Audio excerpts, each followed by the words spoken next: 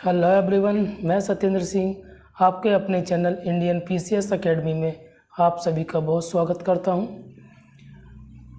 तो आप लोगों का महिला आंगनबाड़ी सुपरवाइज़र का यह सेशन कैसा चल रहा है, मैं आशा करता हूं कि आप लोगों को अच्छे से समझ में आ रहा होगा।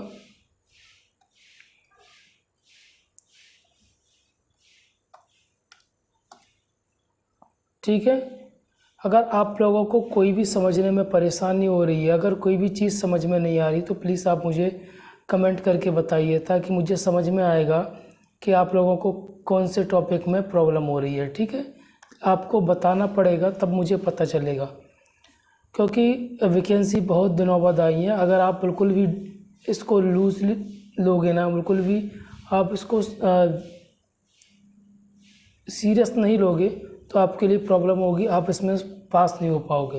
क्योंकि आप सभी को पता है इतना ज़्यादा कंपटीशन है, तो आपको उसी अनुसार पढ़ना पड़ेगा जैसा जितना ज़्यादा कंपटीशन है। तो हमारा जो महिला आंगनबाड़ी सुपरवाइज़र का जो सिलेबस था उसके अनुसार हम आगे बढ़ते जा रहे हैं, और उसी में हमारा जो आज का टॉपिक है, जो कल हमारा टॉपिक था, उसी को हम आगे बढ़ाने आए हैं। यानी जो महिलाएं हैं उनके लिए योजना जो गवर्नमेंट चालू करती है वो हम पढ़ने वाले हैं आज। तो चैनल के बारे में जो भी जानकारी मैं पिछले वीडियोस में दे चुका हूँ, तो इसमें देना फालतू में समय बर्बादी होगी और कुछ नहीं है।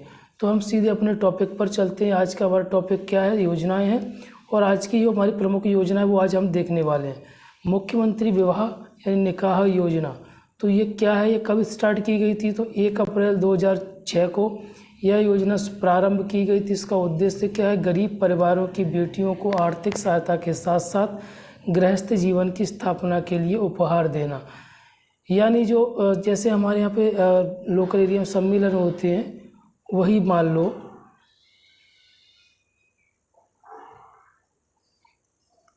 ठीक है, तो कुछ तो देखो, आर्थिक सहायता देना और जो भी कुछ सामान वगैरह होता है वो देना। ठीक है, इस योजना के तहत तो मैंने आप लोगों को बताया था कि योजनाओं को कैसे पढ़ना है, कैसे क्वेश्चंस बनते हैं, पिछले वीडियो में मैं आपको बता चुका हूं।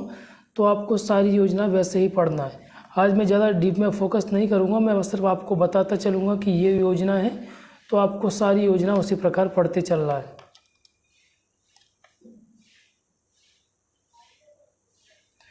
अगली योजना है सौभाग्यवती कन्या योजना। वर्ष 2004 में यह योजना प्रारंभ हुई थी। इसका उद्देश्य था अनुसूचित जाति यानी एससी शेड्यूल कास्ट की कन्याओं के विवाह हेतु आर्थिक सहायता उपलब्ध कराना।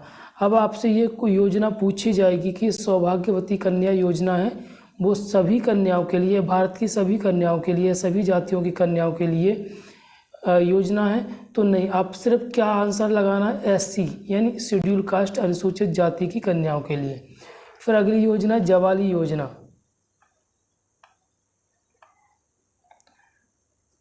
जाबाली योजना वर्ष 1992 से 93 में यह योजना प्रारंभ की गई थी।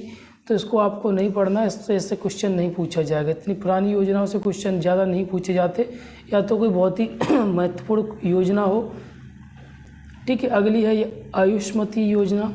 तो ये 1991 में स्टार्ट की गई थी। इसका उद्देश्य था महिलाओं को बेहतर चिकित्सा सुविधा प्रदान करना, गरीबी रेखा से नीचे यापन कर रहे लोगों को। सिर्फ पूरे सभी महिलाओं के लिए नहीं है, लेकिन जो बीपीएल कार्ड धारक होते हैं वो सिर्फ उन्हीं की महिलाओं के लिए है। फिर अगली है पंचधारा योजना।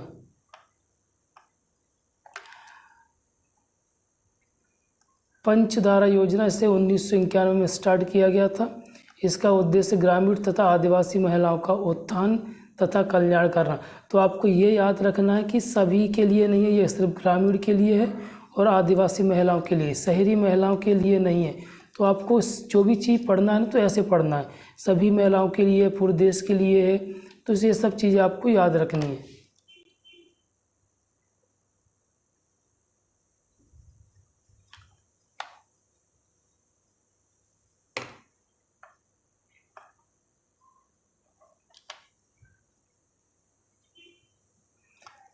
अगली योजना है सावित्रीबाई फुले स्वयं सहायता समूह योजना, यह योजना 27 जून 2015 को प्रारंभ की गई थी। इस योजना का उद्देश्य है ऐसी महिलाओं के लिए व्यवसाय को प्रारंभ करना के लिए ऋण उपलब्ध कराना जो गरीबी रेखा के नीचे तथा अनुसूचित जाति के अंतर्गत आती है। तो ये भी सभी महिलाओं के लिए नहीं, ये भी BPL कार्ड धारक महिलाओं के लिए है और शेड्यूल कास्ट महिलाओं के लिए है। ओके, और क्या कराना है, अगर कोई वो व्यवसाय स्टार्ट करना चाहती हैं तो उसके लिए उन्हें आर्थिक सहायता देना यानी लोन प्रोवाइड कराना। अगली योजना है मध्य प्रदेश विधवा पुनर्विवाह विवाह योजना। यह योजना 2018 में स्टार्ट की गई थी और आप इसी नाम से भी समझ सकते हैं कि योजना का उद्देश्य क्या हो सकता है। ठीक है, चलिए आगे। तो आगे क्या, मुख्यमंत्री कल्याणी सहायता योजना। यह योजना भी वर्ष 2018 में प्रारंभ की गई थी। इसका उद्देश्य 18 वर्ष से लेकर 79 यानी 79 वर्ष तक की विधवाओं को 300 रुपये मासिक पेंशन प्रदान करना। तो आपको क्वेश्चन छांटते चलना है इसमें से, है ना। मैं जल्दी जल्दी करा रहा हूँ, तो आपको क्वेश्चंस कैसे बनाना कल मैं बता चुका हूँ, तो वैसे आपको बताना है।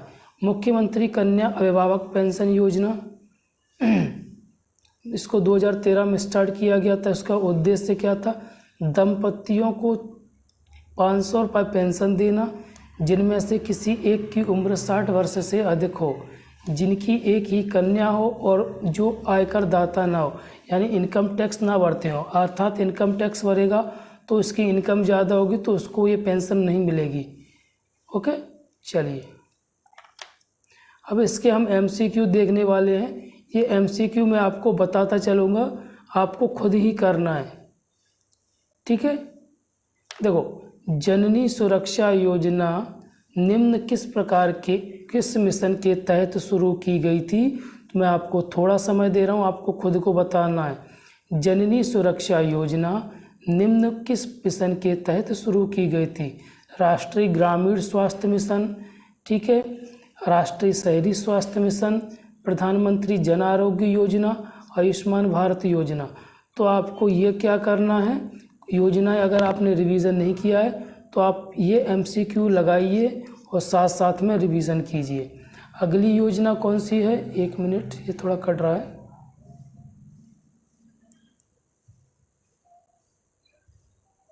चलिए,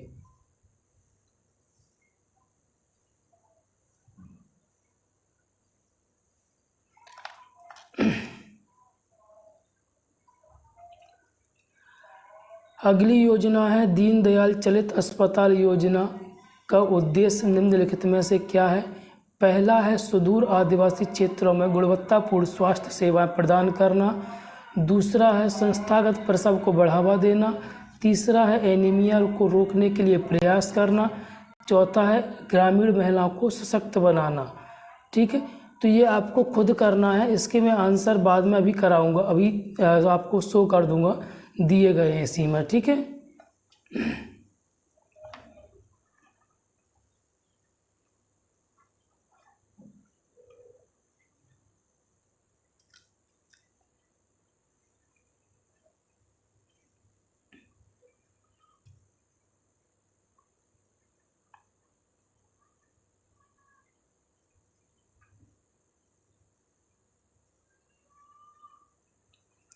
अगली क्या है, जननी एक्सप्रेस योजना का महत्व का लक्ष्य गर्भवती महिलाओं को कितने घंटे के भीतर वाहन सुविधा उपलब्ध कराना है।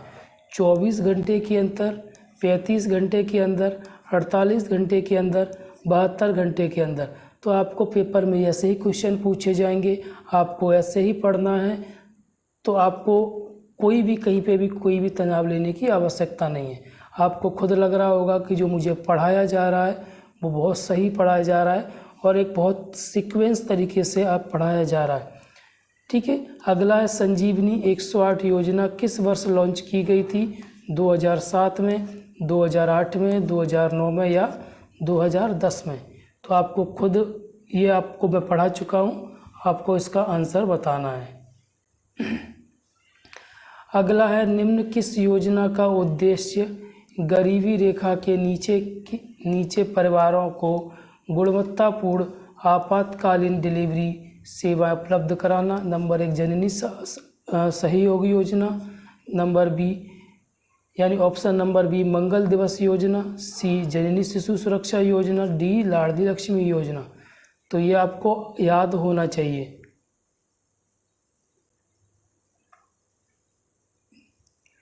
फिर अगला क्या है, मंगल दिवस योजना के उद्देश्य क्या हैं, ठीक है, ये दिए गए आपको बता देना है। फिर अगला है प्रोजेक्ट मुस्कान कुपोषण। एक मिनट, अगर ये कैमरे के पीछे आ रहा है ना तो आप लोगों को मैं बोल बोल के समझा देता हूँ। प्रोजेक्ट मुस्कान कुपोषण योजना के लिए किस आयु वर्ग के बच्चों को लक्षित किया गया है? तो 0 से 3 वर्ष, 0 से 5 वर्ष, 3 से 6 वर्ष या 5 से 10 वर्ष। तो ये आपको आंसर इसका पता होना चाहिए।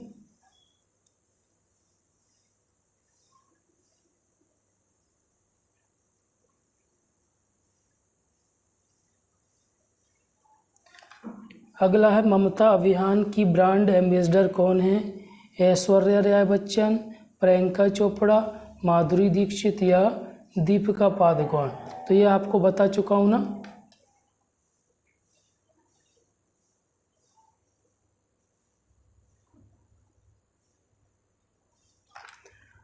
फिर अगला है प्रोजेक्ट शक्तिमान मध्य प्रदेश के निम्न में से किस जिले में प्रारंभ किया गया है? होशंगाबाद, इंदौर, भोपाल, जबलपुर। ये सारे ऑप्शन अब आपको समझ में आ रहा है ना कि अब हमें कैसे पढ़ना चाहिए और कैसे हमें बताया गया था, ठीक है। तो जैसे मैंने आपको बताया था सिर्फ वही वैसे ही पढ़ते चलना है। अनमोल ऐप का उद्देश्य निम्नलिखित में से क्या है? तो ए है गर्भवती महिलाओं व नवजात शिशुओं की निगरानी करना। बी है किशोरियों को स्वास्थ्य संबंधी जानकारी प्रदान करना। सी है संस्थागत प्रसव को बढ़ावा देना। डी है बच्चों के कुपोषण पर नज़र रखना। फिर अगली योजना है लालिमा योजना। इसका लक्ष्य पूछा गया है इसमें। तो लालिमा योजना का लक्ष्य क्या है? एनीमिया को रोकना, मासिक धर्म संबंधित स्वच्छता को बढ़ावा देना, पोषण संबंधी शिक्षा प्रदान करना। ए और सी। तो ये आपको पढ़ना है और फिर उसको टिक करना है। फिर है लाडली लक्ष्मी योजना का उद्देश्य क्या है? तो लिंगानुपात में सुधार करना, बालिका शिक्षा को बढ़ावा देना। दोनों ए और बी, इनमें से कोई नहीं, ठीक है। फिर अगली योजना है ऊषा किरण योजना। कौन सी योजना है?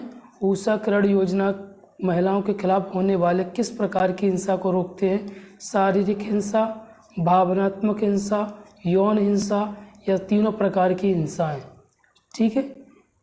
क्लियर हो गया? Okay, done.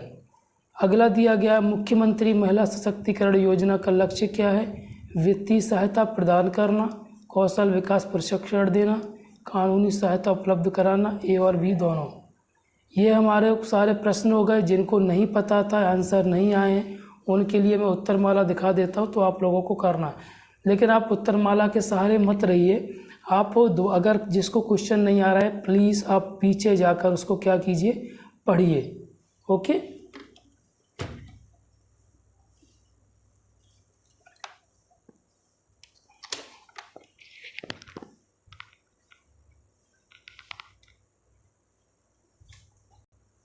Okay, done.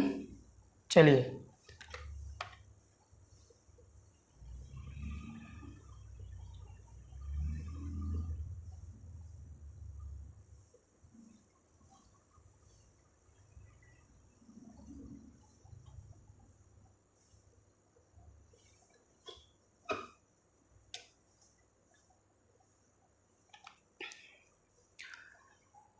Tejaswini ग्रामीण महिला सशक्तिकरण योजना का उद्देश्य क्या है? नंबर ए स्वयं सहायता समूहों के माध्यम से ग्रामीण महिलाओं को सशक्त बनाना। बी है लड़कियों के लिए शिक्षा को बढ़ावा देना। सी है स्वास्थ्य सेवाएं उपलब्ध कराना। डी है इनमें से कोई नहीं। अगला 16वें नंबर का क्या है? गौरवी केंद्र की स्थापना की गई थी, क्यों की गई थी? महिलाओं को आश्रम या आश्रय प्रदान करने हेतु, हिंसा व बलात्कार से पीड़ित पीड़ितों की सहायता के लिए, महिला सशक्तिकरण को बढ़ावा देने के लिए, ए और सी दोनों। ओके, अगर आप उत्तरमाला के ऊपर डिपेंड मत रहिए, अगर आपको नहीं आ रही तो उसको दोबारा से रिवीजन कर सकते हैं आप।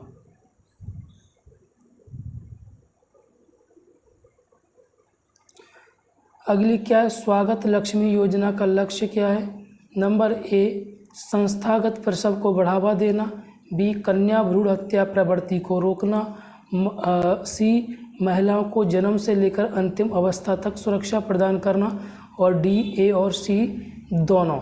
फिर अगला क्या है, बेटी बचाओ योजना में निम्न में से किस वर्ष शुरू की गई थी?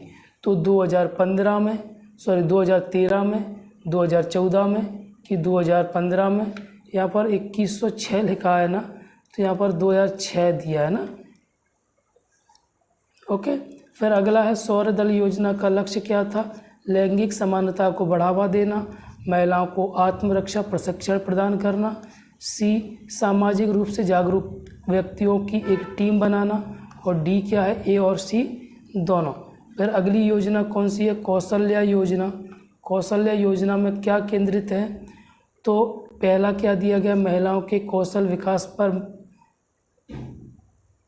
ठीक है। दूसरा है महिलाओं की उद्यमिता को बढ़ावा देने पर, ए और बी दोनों, इनमें से कोई नहीं।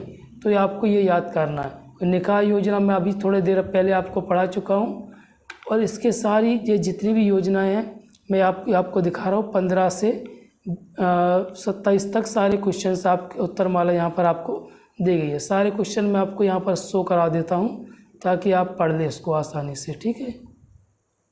मैं धीरे धीरे इसको शो कराता हूँ। सौभाग्यवती कन्या योजना के बारे में बताया गया है, तो इसको आपको पढ़ लेना है। जावली योजना के बारे में बताया गया है। आयुष्मती योजना का लक्ष्य क्या था, ठीक है। तो कौन सी महिलाओं के लिए यहाँ पर सब दिया गया है ना, मैंने आपको बताया था ना कैसे पढ़ना है। फिर अगली पंचधारा योजना, फिर सावित्री फुले स्वयं सहायता समूह योजना, मध्य प्रदेश विधवा पे पुनर्विवाह योजना। क्लियर हो गया? तो ये सारी योजनाएं हमारी ख़त्म हो गई, उनसे संबंधित सारे MCQs हमारे क्या हो गए, ख़त्म हो गए। अब इसके बाद हमारे पद्यांश गद्यांश आएंगे, उससे क्वेश्चंस कैसे पूछे जाते हैं, वो कैसे आपको उसमें से क्वेश्चन छांटना है, मैं आपको उसको समझाना छांटना क्वेश्चन बताऊंगा। तो आपको कहीं पे भी तनाव लेने की आवश्यकता नहीं, जितना मैं यहाँ पर पढ़ा रहा हूँ सिर्फ आपको उतना ही पढ़ना और कहीं से पढ़ने की कोई आवश्यकता नहीं है, ठीक है। चलिए, थैंक यू।